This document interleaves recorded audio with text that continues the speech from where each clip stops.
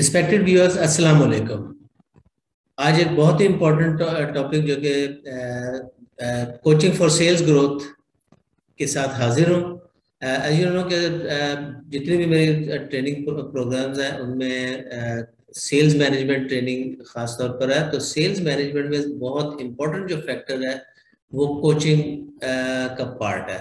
तो coaching mean कि हम अपने जितने ज़्यादा कोलीग्स को जितना डेवलप करते हैं उतना ज़्यादा अच्छा रिजल्ट हमें डेफिनेटली डेवलप करेंगे तो परफॉर्मेंस इंडिविजुअल परफॉर्मेंस बढ़ेगी, और इंडिविजुअल परफॉर्मेंस बढ़ती है तो अल्टीमेटली टीम परफॉर्मेंस बढ़ेगी। तो टीम परफॉर्मेंस ही सक्सेस फैक्टर है मेजर, जो कि हमने ये कहना। तो अब आप देखते हैं कि जो प्रेजेंटेशन में स्टार्ट करता हूँ।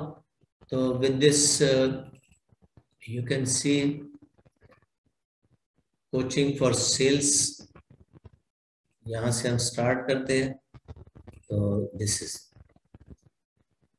तो आई एम श्योर कि ये आप देख रहे होंगे। Coaching for sales growth is very important topic for sales managers for their business development and business growth. तो असल में जो ट्रेनिंग इवेल्युएशन है, according to the Kirkpatrick 4 levels of training evaluation. ये इसमें 4 लेवल्स जो है उसमें number 1 reaction, number 2 learning, number 3 behaviour and number 4 results. Mean के सबसे पहले जो नंबर 1 पार्ट है डीएसएम सेटिस्फेक्शन है। तो ये एक्चुअली जो कोचिंग का पार्ट है, जैसे कि आप भी जानते हैं कि सेल्स मैनेजमेंट में सेल्स डिस्ट्रिक्ट सेल्स मैनेजर या सुपरवाइजर जो है वो अपने जो रिप्रेजेंटेटिव हैं, कुलीग्स हैं, जो ट्रेनिंग टेरिटरी मैनेजर्स हैं, उनको किस तरीके से डेवलप करते हैं so that to get the highest level of performance. तो यही इम्प्रूवमेंट बढ़ाने के लिए सबसे पहले उनकी जो डिस्ट्रिक्ट सेल्स मैनेजर है उनकी अपनी सेटिस्फेक्शन और उनका कॉन्फिडेंस होना चाहिए कि how much they are confident कि वो अच्छे तरीके से काम कर सकते हैं। दूसरा डेफिनेटली लर्निंग है, मींस कि उनकी लर्निंग कितनी हुई है। तो ये या तो ट्रेनर या फिर हायर मैनेजमेंट देखेगी कि जो सुपरवाइजर है वो कितना कॉम्पिटेंट है, कितनी उसकी लर्निंग बेहतर है कि वो अपने कोलीग्स को आगे ट्रेनिंग कर सके उनकी। नंबर 3 बिहेवियर मींस के एप्लीकेशन। वो अक्सर चीजों को देखा जाता है कि अप्लाई नहीं होती, तो एक्चुअली एप्लीकेशन से ही रिजल्ट आते हैं। तो कोई भी ट्रेनिंग है, खास तौर पर सेल्स जो ट्रेनिंग्स हैं जिसमें कोचिंग है, ये इसमें देखना ये है कि रिजल्ट कहाँ तक और कितने अच्छे आएंगे। तो ये एप्लीकेशन होगी तो रिजल्ट आएंगे, तो आखिर में रिजल्ट्स है। तो ये जब हम इस चीज को हम फॉलो करेंगे तो ट्रेनिंग इफेक्टिव होगी। तो सबसे पहले हम देखते हैं कि मैनेजर है उसका रोल क्या होता है। मैनेजर सबसे पहले तो सपोर्टिव रोल होता है अपने जो टीम मेंबर्स हैं, कोलीग्स होते हैं, उनमें जो प्रॉब्लम्स आती हैं उनको ज्यादा बेहतर इंप्रूवमेंट करने की कोशिश करता है और उनको गाइडेंस, सपोर्ट एंड रास्ता बताता है।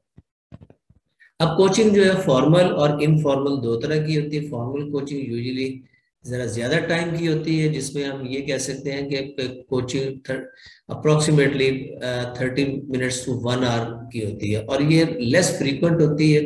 वंस इन ए मंथ एक कोलीग के साथ काम कर लिया, उसको बाकायदा तौर पर उसको कोच किया और उसके कुछ पैरामीटर्स को इम्प्रूव कर दिया। इनफॉर्मल कोचिंग ये डे टू डे बेसिस पर होती है। जस्ट आपने आते जाते भी कोई चीज देखी और उसको फीडबैक दिया कि इसको कैसे इम्प्रूव करना है, किस तरह ठीक करना है, किस तरह हमारी बेहतरी आ सकती है। तो ये जस्ट 1 मिनट मैनेजमेंट लेवल से कह सकते हैं। तो स्पॉन्टेनियस रिस्पॉन्स जो है ना वो यहाँ पर देखा जाता है। तो ये फॉर्मल इनफॉर्मल कोचिंग दोनों जरूरी होती है। लेकिन कोचिंग जो है अगर फॉर्मल तरीके से अगर की जाए तो उससे रिजल्ट्स बहरहाल आते हैं। तो अकॉर्डिंग टू दिस ये नील रैकेन इसने अपनी बुक जो है रीथिंकिंग योर सेल्स फोर्स, इसमें इसका कहना है कि 35% increase in sales is seen when effective coaching is being done.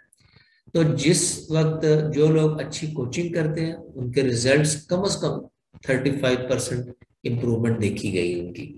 तो इट मीन्स के सेल्स प्रोसेस में coaching is very very important. अब कोचिंग में बहुत सारी चीजें आ जाती हैं, कोचिंग के साथ कुछ चीजें लिंक्ड है। इसमें कोचिंग के साथ काउंसलिंग है, ट्रेनिंग है, लीडरशिप है, मैनेजमेंट है, ये सारे कॉन्सेप्ट्स मिलते जुलते हैं। मैं खास तौर पर कोचिंग को काउंसलिंग के साथ ये यहाँ पर ये जरूर बात करूंगा कि कोचिंग और काउंसलिंग हम एक दूसरे बहुत मिलती जुलती चीजें हैं। तो यूजुअली हम सेल्स मैनेजमेंट में खास तौर पर जहाँ पर सुपरवाइजर जो जो कोच कर रहा होता है, तो वहां पर सिर्फ परफॉर्मेंस बेस्ड रहना चाहिए, काउंसलिंग की तरफ नहीं जाना चाहिए। तो काउंसलिंग होती क्या है, कोचिंग क्या होती है? कोचिंग जॉब ओरिएंटेड है, जबकि काउंसलिंग जो है वो पर्सन ओरिएंटेड है। कोई पर्सनल इश्यूज हैं तो उसको, अब पर्सनल इश्यूज को अवॉइड करना चाहिए। हमें अपने सिर्फ उन फैक्टर्स को टच करना चाहिए अनलेस जरूरी ना। तो कहाँ पर काउंसलिंग करने की जरूरत है वो यहाँ पर आपको कुछ फैक्टर्स बता देता हूँ। When an individual has solid track record, लेकिन उसके बाद अचानक अनयूजुअली उसका परफॉर्मेंस डाउन हो जाती है, तो वहां पर इसका मतलब है कॉम्पिटेंसी थी जो पहले रिजल्ट आ रहे थे। तो competency is not issue. Job जो जॉब फंक्शन है उसका इशू नहीं है। इशू उसका कोई पर्सनल कोई इश्यूज है, कोई डर खौफ एनीथिंग जो कि उसके आ रही, तो उसको आपने कॉन्फिडेंस देना है। दूसरा है when the performance isn't improved bye education और कोचिंग। आपने सिर्फ कोचिंग एक दफा की लेकिन फिर भी परफॉर्मेंस नहीं आ रहा, तो इसका मतलब है कि there is something wrong with this personal issues. तो वहां पर काउंसलिंग की फिर जरूरत है। इसी तरह when an individual ask for help, अगर खुद से वो कहता है कि मुझे पर्सनल प्रॉब्लम है और आई नीड योर हेल्प, तो फिर आप जरूर आपको करना चाहिए, और जिस हद तक आप कर सकते हैं वो करें। जरूरत से ज्यादा भी नहीं जाना चाहिए। यानी मैं इसमें ये कहूंगा कि फैमिली मैटर्स में नहीं जाना चाहिए, या ऐसे वेरी पर्सनल इश्यूज जो है उनको नहीं एड्रेस करना चाहिए, क्योंकि कल कला इसकी फिर आगे कॉम्प्लिकेशंस आती हैं। तो वेन इसी तरह when an individual is stuck और unsure about how to proceed, और उसमें उसे खुद नहीं समझ आ रही, तो वहां पर फिर उसको कॉन्फिडेंस देने के लिए काउंसलिंग करनी चाहिए। And similarly, when the people are having trouble coping because of their organization is growing very fast, या तो बहुत तेज ऑर्गेनाइजेशन जा रही है उसकी पेस से, या फिर कोई चेंज, ऐसी मेजर चेंज आती है जिससे कंफ्यूजन आती है, तो वहां पर काउंसलिंग की जरूरत है और उसको हाथ पकड़कर उसको सपोर्ट करनी चाहिए अपने कुलीग की। लास्ट में when an individual use to successes, लेकिन वो अचानक एक्सपीरियंस फेलियर और डिसअपॉइंटमेंट होती है, तो वहां पर फिर काउंसलिंग की जरूरत है। मतलब है कि पहले वो परफॉर्म कर रहा है लेकिन एकदम उसकी परफॉर्मेंस डाउन होती है, it means there is some personal issue, कोई पर्सनल इसका कंसर्न है जिसको एड्रेस करने की जरूरत है। तो ये ऐसी चीजें हैं जिसमें काउंसलिंग करनी चाहिए। अदरवाइज एक सेल्स मैनेजमेंट में कोचिंग ही ज्यादा जरूरत है, यानी कि जॉब को या प्रोसेस को फोकस करना चाहिए, ना कि पर्सन को। तो एम्स ऑफ द कोचिंग क्या होते हैं, खासतौर पर फील्ड कोचिंग के सबसे पहले आइडेंटिफाई करने के डेफिशिएंसीज क्या है, आपके जो रिप्रेजेंटेटिव है, जो आपका सबॉर्डिनेट है, उसकी क्या डेफिशिएंसीज है जिसको इम्प्रूव करना है। तो ये coaching for improvement is required. इसी तरह कुछ एटीट्यूड्स को आपने फोकस करना है कि जिसको इम्प्रूवमेंट लानी है। तो यही एक प्रोफेशनल बिहेवियर होता है कि वो किस तरह कम्युनिकेट कर रहा है, एक डॉक्टर से, एक अपने कस्टमर से एक रिस्पेक्टफुल वे में बात कर रहा है, या उसका रफ सा स्टाइल है। तो ये सारी चीजें इसको इम्प्रूव करनी, तो एटीट्यूड कैसे। इसी तरह सेल्फ ट्रेनिंग, आदत ये डालनी चाहिए कि आइडेंटिफाई वो खुद को लीक करे अपने आप को, और उसमें डेवलप किस तरह कर सकते हैं। तो आपने सिर्फ रास्ता दिखाना है, तो उसने अपनी ट्रेनिंग खुद करनी है, डेवलप अपने आप को खुद करना है। इसी तरह एसेस द ट्रेनिंग नीड, ये एक कोचिंग का एक बहुत बड़ा एम और पर्पज होता है। अब आगे हम बात करते हैं कोचिंग कैसे कर रही है। कोचिंग में दो तरीके होते हैं, रीएनफोर्समेंट एंड पनिशमेंट। यहाँ पर मैं सिर्फ पनिशमेंट की बात नहीं करूंगा, लेकिन रीएनफोर्समेंट की सिर्फ बात करूंगा कि positive reinforcement and negative reinforcement are very important factors in coaching. अब दोनों में डिफरेंस क्या है, आगे नेक्स्ट स्लाइड में और ज्यादा क्लियर हो जाएगा, बल्कि इसमें पनिशमेंट भी साथ आ जाएगी। लेफ्ट साइड पर आप देखें क्वाड्रेंट में, ये जो 4 क्वाड्रेंट्स है, तो लेफ्ट साइड में अपर साइड पर पॉजिटिव रीइंफोर्समेंट है और उससे नीचे नेगेटिव रीइंफोर्समेंट का जिक्र किया।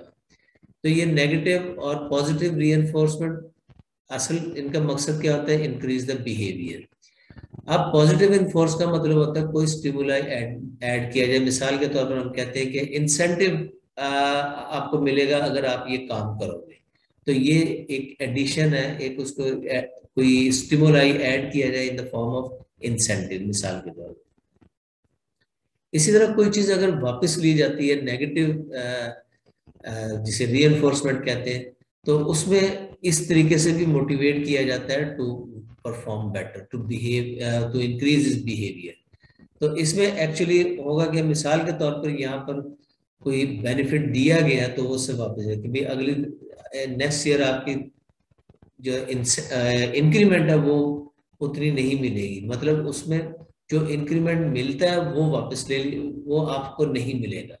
तो इस तरह की चीजें, ये ज्यादा ये लाइट सी चीजें, इनको रीइंफोर्स करके अपने कुलीग्स को मोटिवेट किया जाता है to perform better by increasing their behaviour.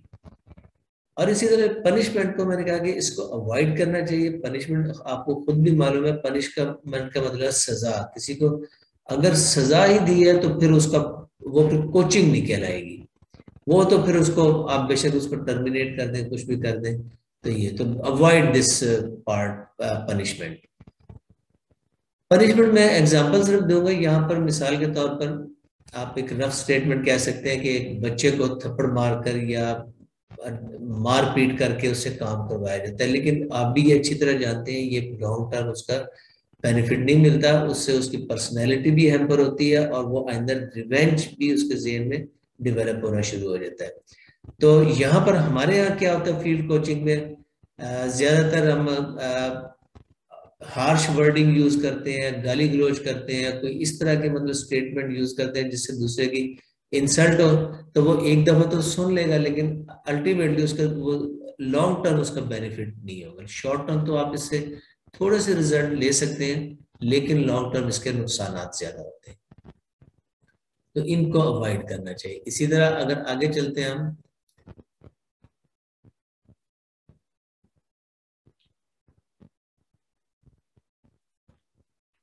ये हम आगे थे, सॉरी यहाँ पर।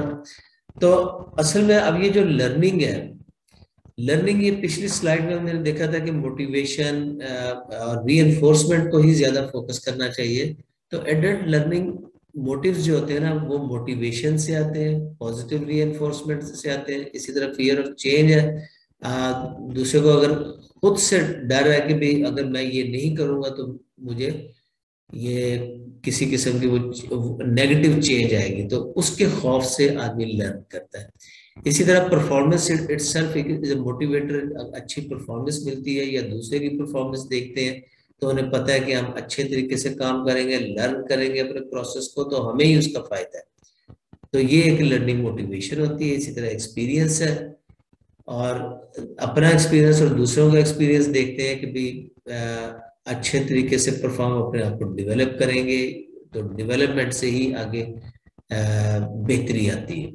तो ये जब सारी चीजें हम करते हैं तो हैबिट डेवलप हो जाती है। तो ये एक लर्निंग मोटिव्स होते हैं जो कि एडल्ट लर्निंग प्रोसेस में बड़ा पॉजिटिव रोल प्ले करते हैं।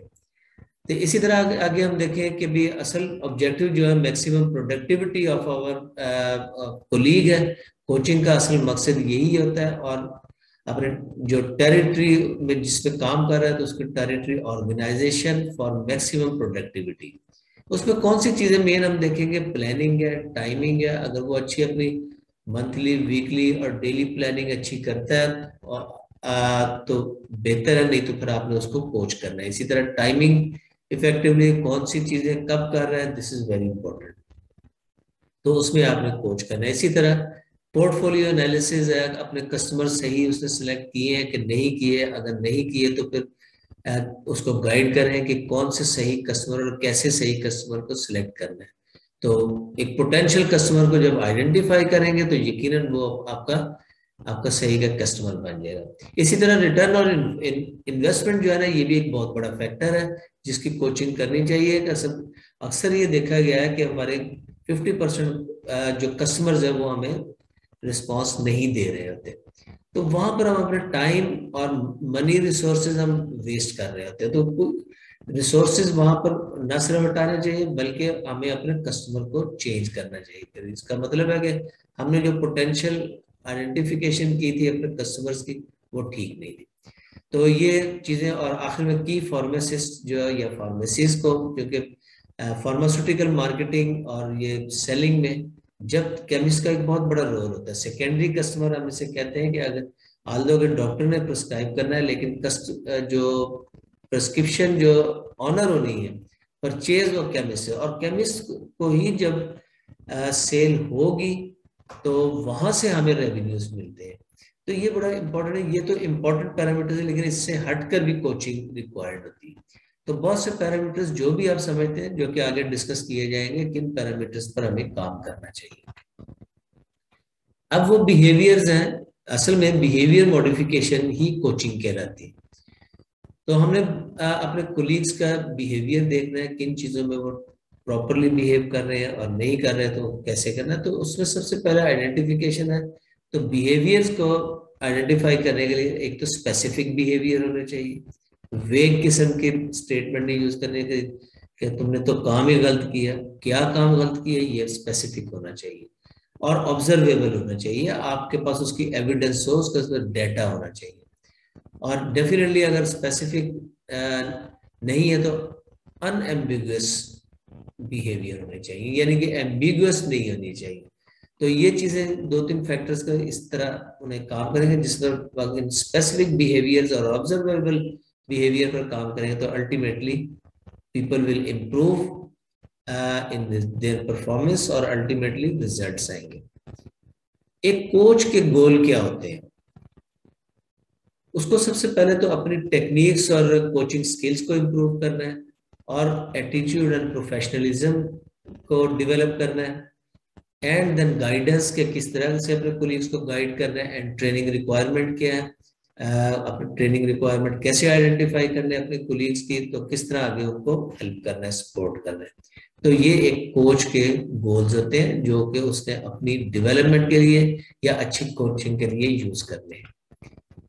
फील्ड विजिट जब किया जाता है तो उसमें सबसे पहले तो इम्पोर्टेंट है कम्युनिकेशन टू द रिप्रेजेंटेटिव। अपने कोलीग को, अपने सबॉर्डिनेट को अपने अच्छे तरीके से कम्युनिकेट करना है, so that he must be confident कि मेरा बॉस आया मेरे साथ और मुझे कोई बेहतरी मेरे लिए करके जाएगा। तो ये एक अच्छी कम्युनिकेशन होती है। एरिया ऑफ नीड आइडेंटिफिकेशन ये रिक्वायर्ड होती है कि आप अपने कोलीग के देखेंगे कौन से एरियाज ऑफ इम्प्रूवमेंट है, तो वहां पर काम करना है। लेकिन उसके साथ इन डेप्थ एनालिसिस जो है वो बहुत जरूरी होती है, और इन डेप्थ एनालिसिस के साथ आप उसको गाइड करें और उसको रिजल्ट दें। और टाइप्स ऑफ कस्टमर के, मुख्तलिफ किस्म के कस्टमर उनको किस तरह हैंडल करना है। तो ये कुछ चीजें हैं जो कि फील्ड वर्क में रिक्वायर्ड होती है। हम बहुत सारी चीजें कर भी रहे हैं, बहुत सी अच्छी प्रैक्टिसेस कर भी रहे हैं, किसी प्रॉपर ट्रेनिंग के बगैर भी, या हमारी एक नेचुरल टेंडेंसी है तो हम करते जा रहे हैं। तो असल चीज ये है कि जो करंट प्रैक्टिसेस है उसको हमने, उनमें जो अच्छे काम कर रहे हैं वो करते रहे, और कुछ चीजें जो इम्प्रूवमेंट एरियाज हैं उसको हम कॉन्शियसली इम्प्रूव करके बेस्ट प्रैक्टिसेस में हमने कन्वर्ट करना है। तो अल्टीमेटली ऑब्जेक्टिव क्या है कि हम अपने अपने बेस्ट प्रैक्टिसेस अप्लाई करें और जिससे बेस्ट रिजल्ट्स मिले। अब ये एक छोटा सा प्रोसेस है जिसमें असल में एक डिस्ट्रिक्ट मैनेजर ने, डीएसएम ने करना क्या। तो उसका सबसे पहले काम क्या होगा? नंबर वन, उसने एनालिसिस करनी है, स्वॉट analysis, strengths, weakness, opportunities and threats के अपने internal and external strengths and weaknesses क्या है उसकी, और एक्सटर्नल थ्रेट्स एंड अपॉर्चुनिटीज क्या है। तो ये इसको एनालाइज करके प्लान बनाना है उसने। तो डीएसएम जो मैनेजर है, सुपरवाइजर है, वो अपना अच्छा प्लान बनाए। अब वो प्लानिंग जो है वो बेशक क्वार्टरली हो, मंथली हो, ईयरली हो, जैसी भी हो, एक प्लानिंग प्रॉपरली एज पर आपके कौन सी टीम है, किस किस्म की प्रोडक्ट्स हैं, किस किस्म के कस्टमर्स हैं, तो उस हिसाब से आप प्लानिंग में, यूजुअली क्वार्टरली प्लानिंग इज देखी जाती है ज्यादातर आमतौर पर, जो कि इफेक्टिव होती है। ये डीएसएम की बात करना। इसी तरह जब प्लानिंग जब करते हैं तो डीएसएम फिर उसमें की सक्सेस फैक्टर्स निकाले। प्लानिंग में यकीनन टैक्टिक्स होगी, टैक्टिक्स मीन के डिफरेंट फैक्टर्स हैं जिन पर काम करके हमने रिजल्ट्स लेने हैं। तो उनमें से जो की सक्सेस फैक्टर्स हैं उसमें हमारे टीएम का रोल क्या है, तो उसको आइडेंटिफाई करना है। फिर रोल जब आइडेंटिफाई करके ये नीचे उसके डेवलपमेंट लेवल देखने हैं कि किस लेवल पर, D1 पर है, D2 पर है, D3 पर है या D4 पर है। तो उन सक्सेस फैक्टर्स के लेवल देखने हैं अपने टीएम के लिए। और अगर वो लोअर लेवल पर है यानी D1 पर है तो हमने उसको D4 पर लेकर जाना है। और सबसे इंपॉर्टेंट चीज जो है कि अपने कोचिंग प्रोसेस को प्लान करना है कि इन सब कामों के लिए खास तौर पर हर पेरेंट जो की सक्सेस फैक्टर्स हैं उनके डेवलपमेंट के लिए आपने क्या प्लान बनाई, ये प्लानिंग आपने करनी है। और उसके बाद formally conducting the coaching session through proper template. Templates भी आपके साथ शेयर किए जाएंगे। ज्यादातर जो है ना सेलिंग स्किल्स जो है ना उसकी मॉनिटरिंग के लिए कोचिंग की जाती है। तो ये पूरा प्रोसेस है एक, जिसे बिजनेस ग्रोथ डेवलपमेंट प्रोसेस कह सकते हैं। तो किस तरह ग्रोथ अपने बिजनेस पे लानी है, तो वो पूरा अपने analysis, planning, developing the people and ultimately result coaching. अब ये डेवलपिंग जैसे बात हुई कि उनके डिफरेंट लेवल्स हैं, तो ये लेफ्ट साइड पर यानी कंफर्ट जोन जो कि लोएस्ट लेवल D1 आप इसे कह सकते हैं। तो यहाँ पर ये अनकॉन्शियस अनकॉम्पिटेंस, इसी तरह ये conscious incompetence, conscious competence and unconscious incompetence. Ultimately हमने ये ग्रोथ जोन में लेकर आना है अपने कुलीग को। वो जिस लेवल पर भी हो, तो अगर फर्स्ट लेवल पर है तो उससे पहले सेकंड में आएगा, थर्ड में आएगा, फिर फोर्थ में आएगा, उसे टाइम लगेगा। हम एकदम एक बंदा लोएस्ट लेवल से हाईएस्ट लेवल में ही जा सकता, तो इट विल टेक टाइम और उसमें हमें इस चीज को मद्देनजर रखना चाहिए। तो अल्टीमेट ऑब्जेक्टिव जितने ज्यादा हमारे कुलीग जितने पैरामीटर्स में D4 पर होंगे, मैनेजर का काम उतना आसान हो जाता है। अब इन सबको हमने करना कैसे है, अब ये कोचिंग प्रोसेस कैसे करनी है। पूरा कोचिंग प्रोसेस है ये GAP गैप, ये मैंने दो पर्पस के लिए यूज किया है। एक तो GAP यानी गोल्स, एनालाइज एंड प्लान। पहले गोल सेट करें और गोल इवेल्युएट करें। आपका जो सबऑर्डिनेट टेरिटरी मैनेजर है उसके गोल्स क्या है, उसके फिर एनालाइज करें सिचुएशन की और प्लान करें। और प्लान उससे भी लेके उसके जो डेवलपमेंट एरियाज है उसने किस तरह अपने आप को इम्प्रूव करना है। इसी तरह अगर आप ये जो स्लाइड देख रहे हैं इसमें वही चीज है। Define the goal. Goal should be smart, specific, measurable, action-oriented, result-bound and time-oriented bound. तो इसी तरह एनालाइज सिचुएशन को करके प्लान डेवलप करें कि कोचिंग आपने कैसी करनी, किस तरीके से आप discussion process, coaching is a discussion process. तो ये आपने क्या डिस्कस करना है और किस तरीके से अपने कोलीग की हेल्प एंड सपोर्ट करनी है to develop himself for the highest level, D4 level. ये आगे फॉर्मेट्स हैं, इसको मैं यहाँ पर आपको दिखाता हूँ। ये PDF फॉर्मेट में इसे देख लीजिएगा तो ये बहुत सिंपल से फॉर्मेट है। इसमें नेम ऑफ द DSM, उनके मैनेजर है, डेट है, फिर ये अपनी एनालिसिस का है, स्ट्रेंथ्स क्या है, वीकनेसेस क्या है, और ये अपॉर्चुनिटीज और स्ट्रेंथ्स, ये सारे आइडेंटिफाई करेंगे। Once SWOT analysis is done तो उसके बाद प्लानिंग प्रोसेस आ जाता है। तो फिर प्लानिंग, ये प्लानिंग का फॉर्मेट है। प्लानिंग में आप देख सकते हैं कि इसमें नेम और टीम बेस्ड ऑन वगैरह के बाद ये आपने मुख्तलिफ स्टेप्स लिखने हैं कि किस क्या क्या कुछ करेंगे, कब करेंगे और उसके से क्या रिजल्ट्स मिलेंगे। तो यहीं से जो इम्पोर्टेंट आपके जो टास्क हैं वो नजर आ जाएंगे, जिसे प्लान ऑफ एक्शन या टैक्टिक्स कह सकते हैं। वो जिस वक्त निकल आएंगे तो डेफिनेटली उससे फिर ये रिजल्ट्स आएंगे। अब प्लानिंग में आपको की सक्सेस फैक्टर्स आइडेंटिफाई हो जाएंगे। वहां से ये नेक्स्ट फॉर्मेट आप देखिएगा तो ये कोचिंग, अब यानी की सक्सेस फैक्टर्स पर डेवलपमेंट जो करनी है उसी को कोचिंग कहते हैं। तो ये इस फॉर्मेट को इस पर्पस के लिए, कोचिंग के लिए यूज कर रहे हैं। ये आसान है।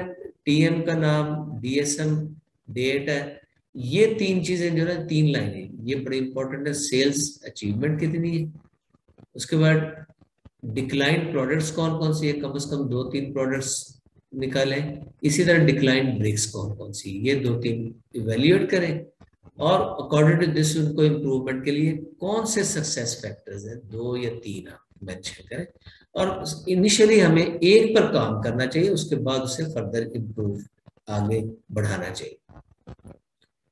तो यहाँ पर नीचे अगर आप इसको ले आए तो ये कोचिंग टास्क है, कोचिंग एरिया जो टास्क है, ये 1 2 3 वही 2-3 जो फैक्टर्स हैं।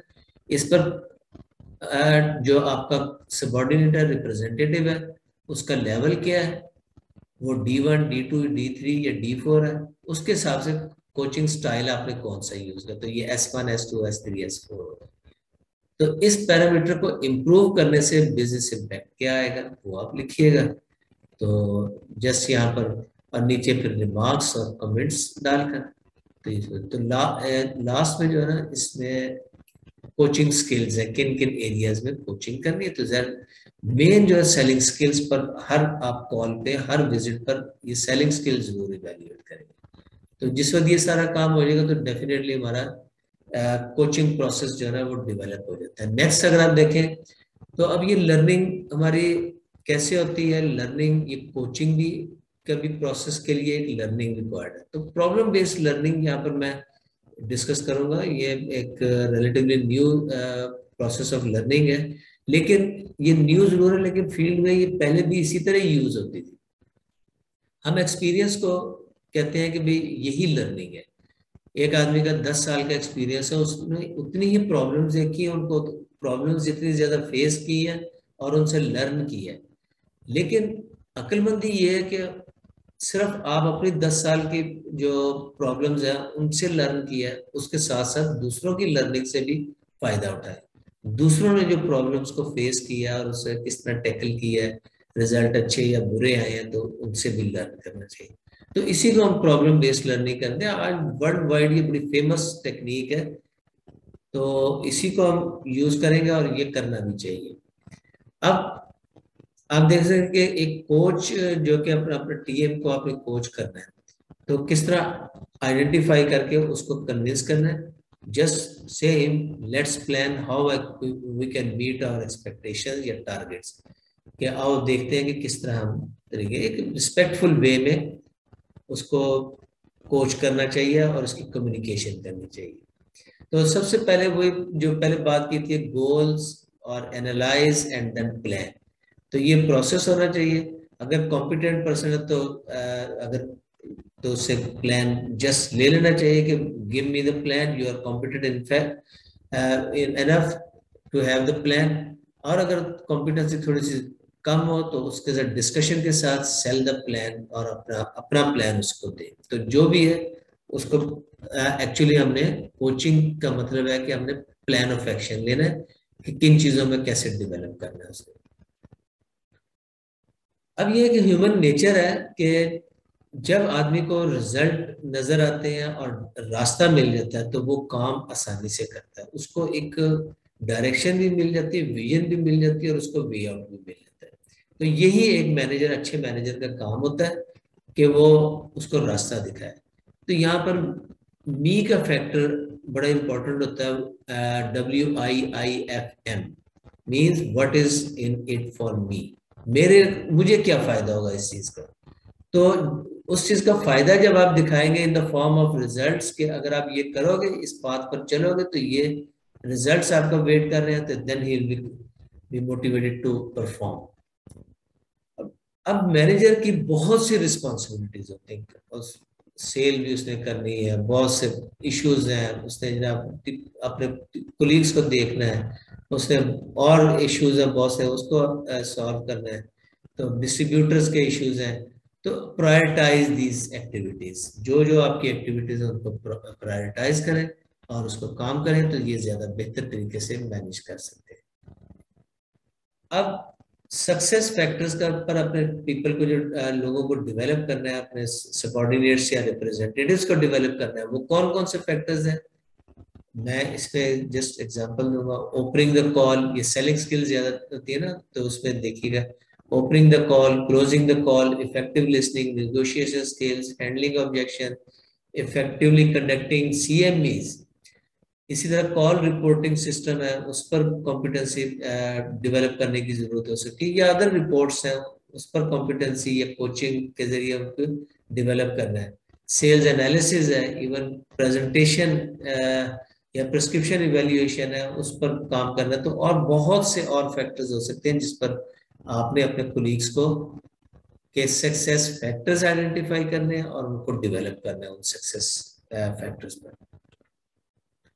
और इन सक्सेस फैक्टर्स को आइडेंटिफाई करने के लिए आपकी एनालिसिस बहुत थॉरो होनी चाहिए कि कहाँ पर इम्प्रूवमेंट या डिक्लाइन आई है और किस तरह उनका एविडेंस बेस्ड आपके पास ये डेटा होना चाहिए।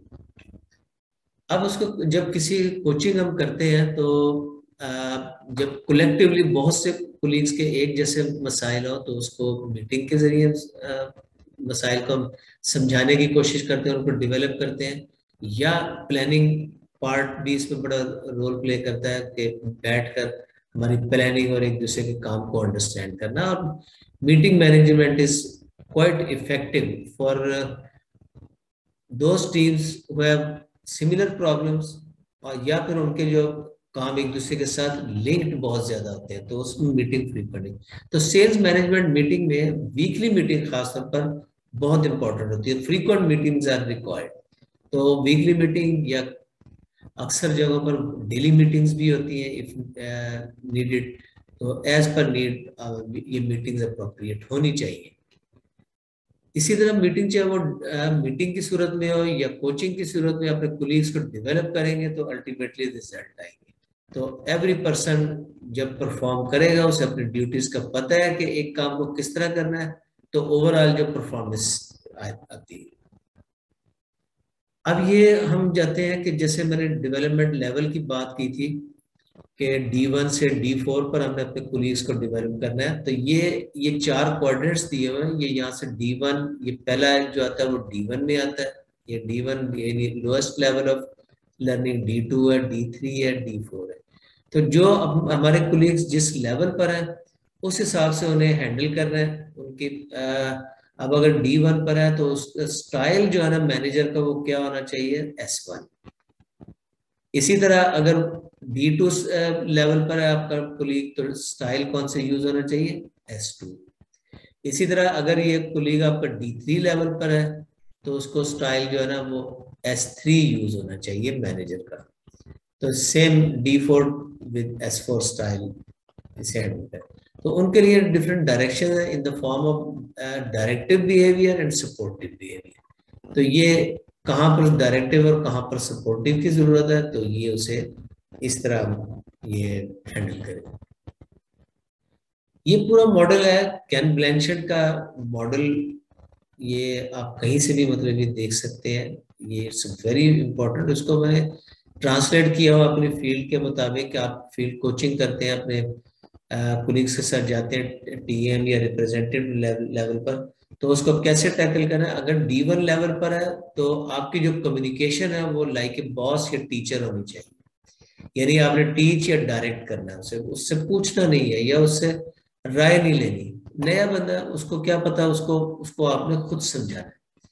दूसरा कोच, जिस वक्त वो कुछ काम करने के काबिल हो जाता है तो वो गलतियां काफी करता है, कंफ्यूज भी होता है, तो वहां पर आपने लिटिल इन्वॉल्वमेंट के साथ उसको बॉस बन के ही डील करना है। यहाँ पर भी आपने डायरेक्शन, ये गलत किया, ये सही किया, सही किया तो उसको अप्रिशिएट करें, तो अदरवाइज वो डायरेक्शन यहाँ पर भी जाए।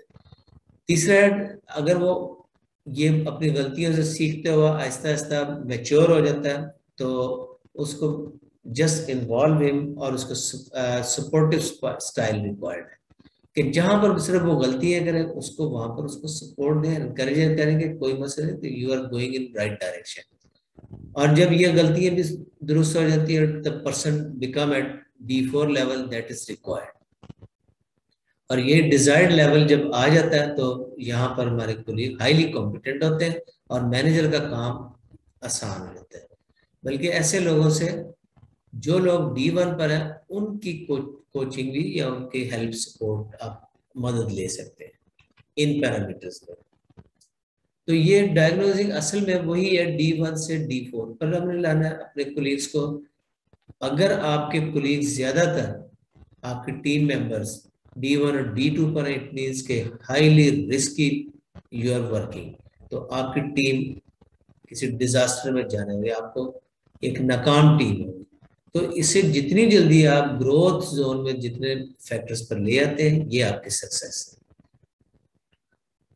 अब ये वो तमाम फॉर्मेट्स हैं, इसको आप यूज करते हुए स्वॉट एनालिसिस है, फिर उसके बाद प्लानिंग करें, प्लानिंग से डिफरेंट सक्सेस फैक्टर्स निकालकर उन पर डेवलप करें लोगों को। तो यही कोचिंग प्रोसेस है।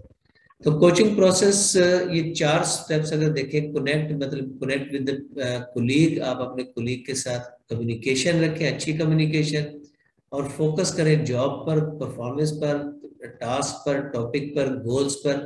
तो यही हमारा काम है, जो फोकस अब कैसे करना है, उनका एक्शन प्लान लें, यानी एक्टिवेट करें, एक्टिव प्लानिंग लें उनकी कि क्या अब एक्ट करना है उन्होंने, और आखिर में जब एक्शन प्लान आए तो उसको रिव्यू करें और उसका फॉलो अप रखें।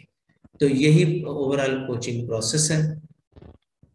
तो नेक्स्ट, अब इसी को अगर आप स्टेप्स की सूरत में देखें तो ये 6 स्टेप्स है, जिसमें prepare, tell, show him the right direction, tell him and try, कि वो कोशिश करे, खुद उसका काम ना करे, praise him when is performing well, और अगर परफॉर्म ठीक नहीं कर रहा, फिर भी गलतियां कर रहा है, तो रीडायरेक्टिंग। तो ये सारे स्टेप्स हैं, जो कि लास्ट स्लाइड में भी यही चीजें। नेक्स्ट में एक और तरीके से आपको बताते हैं कि ये प्रिपेयर एंड टेल वही 6 स्टेप्स हैं। तो इसको 2 हिस्सों में डिवाइड किया। प्लानिंग सेशन, जिसमें हम प्रिपरेशन करेंगे, अपना डायग्नोज करेंगे, और हमने ये प्रिपेयर करना है, प्लान करना है कि क्या चीजें डिस्कस करनी है, किन पैरामीटर्स पर कैसे डिस्कस करना है। तो और फिर उसको कम्युनिकेट करना है कि व्हेन वी विल मीट और व्हाट इज आवर पर्पस। तो ये प्लानिंग पार्ट है। और दूसरा जो है वर्किंग सेशन है, यानी कोचिंग सेशन जो है, उसमें शो हिम कि क्या गलती है और किसको कैसे दुरुस्त करना है, let him try, observe and praise और रीडायरेक्ट, व्हिचएवर इज नीडेड। अब इसको इस एक और एंगल से देखें कि ये स्टेजेस ऑफ फील्ड कोचिंग, सबसे पहले प्लानिंग फेज है, आप आइडेंटिफाई करेंगे, आप ऑफिस में बैठेंगे, आप आइडेंटिफाई करेंगे व्हाट आर द प्रॉब्लम्स, कि अब मैंने क्या डिस्कस करना है और कब करना है, वो सारा प्लान करें। देन डिस्कशन सेशन है, उसमें ये show him, let him try, praise and redirect if necessary. तो ये सेशन होता है बकायदा, एक्टिव सेशन। देन एनालाइज, और उसके बाद फिर देखेंगे क्या चीजें जरूरत है, और उसमें कोशिश ये करें कि अपने कुलीग को रिस्पेक्टफुल वे में हैंडल करें, और जो उनकी स्ट्रेंथ्स हैं उसको अप्रिशिएट करें, और वीकनेसेस या एरिया ऑफ इम्प्रूवमेंट उनको डेवलप करने की कोशिश करें। और जहां पर भी वी का इस्तेमाल करें, नॉट आई। तो ये मीन्स के जो कोचिंग है वो दोनों से मिलकर ही होगी, यानी रिजल्ट जो आएंगे वो मैनेजर और सबॉर्डिनेट दोनों उसमें कसूरवार है। अगर नेगेटिव है तो दोनों का कसूर है, अगर पॉजिटिव है तो दोनों की सक्सेस है।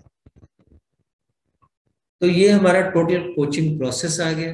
अब यूजुअली यहाँ पर भी थोड़ा सा ब्रीफ दिया हुआ है, कोचिंग प्रोसेस में क्या क्या कुछ आ जाता है। Be supportive, listen to your coaching, यानी आप subordinate, establish goals and objective feedback, ये सारा प्रोसेस होता है। अब ये क्वेश्चन आंसर जो अक्सर मतलब देख रहे होते हैं कि क्या प्रॉब्लम्स आती हैं, तो यहाँ पर एक लिस्ट बनाई है, तो ये आप रिव्यू कर लीजिएगा। तो ये ज्यादातर प्रॉब्लम्स देखने में आती हैं। अच्छा, अब अगर प्रॉब्लम हो, मिसाल के तौर पर अगर नो रिस्पॉन्स और इनडिफरेंस फ्रॉम योर सबॉर्डिनेट जिसकी आप कोचिंग करने जा रहे हैं, तो आपको क्या करना चाहिए। इसका मतलब है कि अगर नो रिस्पॉन्स है या इंडिविजुअल वो कहता है कि जी आपको रिस्पॉन्स ही नहीं देता और प्रॉपर फीडबैक नहीं है, तो उसमें इसका मतलब है कि वो आइदर कन्विंस नहीं है, कंफ्यूज है, या उसे समझ ही नहीं आई। तो यहाँ पर इम्पैक्ट क्रिएट करना चाहिए कोचिंग रिजल्ट्स का, कि जो हम करने जा रहे हैं उससे क्या फायदा होगा। फिर उससे पूछे, अगर वो सीनियर है कोई तो, या जानता है चीजों को, उसको सुने और पूछे और उसकी सुने। इसी तरह अगर कोलीग आपका डिसएग्री करता है, ये यूजुअली जो डिसएग्रीमेंट है ये यूजुअली ज्यादा सीनियर लोगों के लिए होता है, और वो इसमें इसमें आपकी अपनी कॉम्पिटेंसी बहुत ज्यादा रिक्वायर्ड है। तो प्रिपेयर होकर जाएं, use evidence to support feedback, और आस्क सॉल्यूशन, उनसे पूछें कि क्या सॉल्यूशन है इसका, और सुने उनकी बात। फिर वहां से आप अपनी डायरेक्शन दें। आप यकीनन आप अगर अच्छी प्लानिंग करके हैं तो प्रिपरेशन करके हैं तो आप उसे अपना प्लान चेंज नहीं करेंगे, otherwise you can change it if needed. Time और प्लेस बड़ा जरूरी होता है। बहुत सी जगहों पर देखा गया है कि फील्ड कोचिंग में खासतौर पर सड़क पर खड़े होकर एक पब्लिक प्लेस पे खड़े होकर कोचिंग की जाती है, जो कि ज्यादातर फिर वो जो आपका सबॉर्डिनेट है वो अपने इंसल्ट फील करता है कि मेरे यहाँ पर एक लोग लोग क्या कहेंगे और किस तरह मुझे डील किया जा रहा है। तो अच्छी प्लेस बहुत जरूरी होती है, क्योंकि जाहिर बात है कोचिंग के दौरान प्लसेस माइनसेस दोनों आप उसे समझा रहे होते हैं, तो आसपास के लोग क्या फील कर रहे हैं वो बड़ा जरूरी होता है। तो यूजुअली देखने में आया कि जो मैनेजर है यूजुअली मेंटली ऑक्युपाइड होते हैं, बहुत काम होता है उन पर, बिजी होते हैं, और वो लेकिन जबरदस्ती कोचिंग कर रहे हैं उसमें पूरी तरह फोकस नहीं कर पाए। तो यहाँ पर हमें प्रायोरिटाइज करना चाहिए कि हमारी थोड़ा काम करें, लेकिन जब फील्ड में काम करने हैं तो कॉन्सेंट्रेट। ज्यादा देखने में आया कि फोन कॉल हमारी चलती रहती है, तो फोन कॉल को कम से कम आप उसको एंगेज रखें। अब अगर किसी की कॉल आ जाती है तो सबसे पहले तो आप डिस्कनेक्ट कर दें अगर जरूरी नहीं है।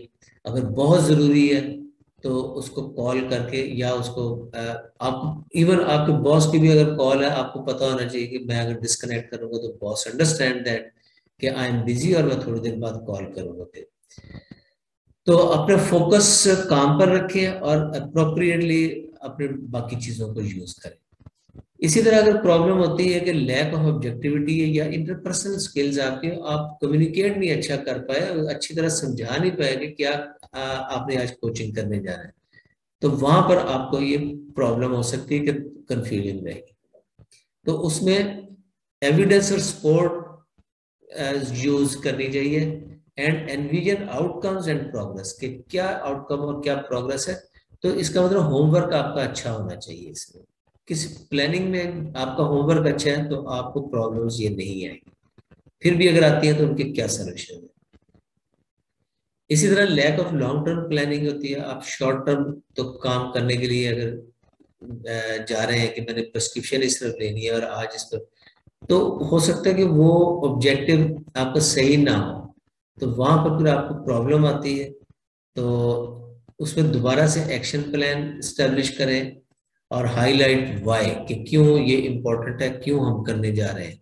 हो सकता है कि आपका कुलीग कहे कि भाई ये तो इतना जरूरी नहीं है, मैं तो डायरेक्ट मतलब बिजनेस ले लेता हूँ, और इस तरह हमारा डॉक्टर ये कहते हैं कि जनाब एक प्रोडक्ट बस बात करें।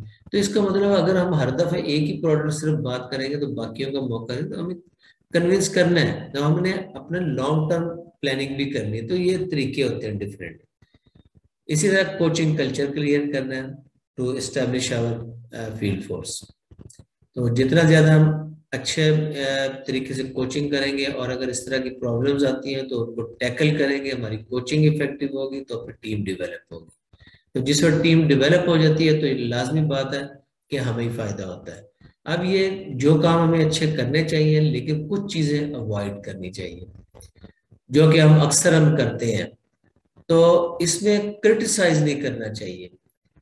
मतलब ये है कि पर्सनैलिटीज को फोकस ना करें, आप टास्क को फोकस करें कि ये चीज गलत हुई, ना कि तुम गलत हो। तो ये चीजें फिर थोड़े पिंच करती हैं, तो एक मेंटल डिस्टेंस क्रिएट हो जाता है, जिसमें फिर वो बात नहीं रहती, एक कोचिंग कल्चर की बात नहीं रहती। फिर दूसरों के लिए प्रॉब्लम्स खुद सॉल्व करना, उसे करने दें। आप उसे सिर्फ गाइड करें कि यहाँ पर आई थिंक कि तुमने ये गलती की है और इसको इस तरह दुरुस्त करना चाहिए, और उसको फिर सुनना चाहिए, उससे प्लान ऑफ एक्शन।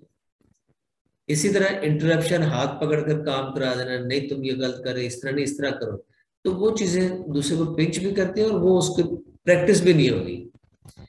तो प्रैक्टिस करने दें, गलती करने दें, उसको दूर से खड़े होकर समझाएं, यानी उसको सिर्फ समझाएं, उसका काम खुद ना करें।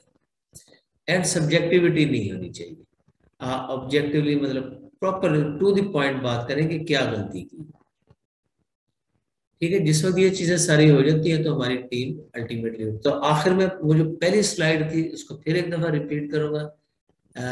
तो यही है कि पैट्रिक के 4 लेवल्स ऑफ ट्रेनिंग इवेल्युएशन है कि हम इवेल्युएट जब करते हैं तो अल्टीमेटली फोर्थ पॉइंट जो है ना, रिजल्ट्स फॉर बिजनेस रिजल्ट्स, यानी सेल्स इंप्रूवमेंट, यही हमें चाहिए। तो चाहे वो जो मैनेजर है या कोच है, उसकी सेटिस्फेक्शन और कॉन्फिडेंस भी अल्टीमेटली रिजल्ट की सूरत में हमें मिलना चाहिए। अगर वो कॉन्फिडेंट है कि अच्छी कोचिंग करेगा, उसकी लर्निंग लेवल सही है, अप्लाई कर रहा है, तो अल्टीमेटली रिजल्ट्स आएंगे।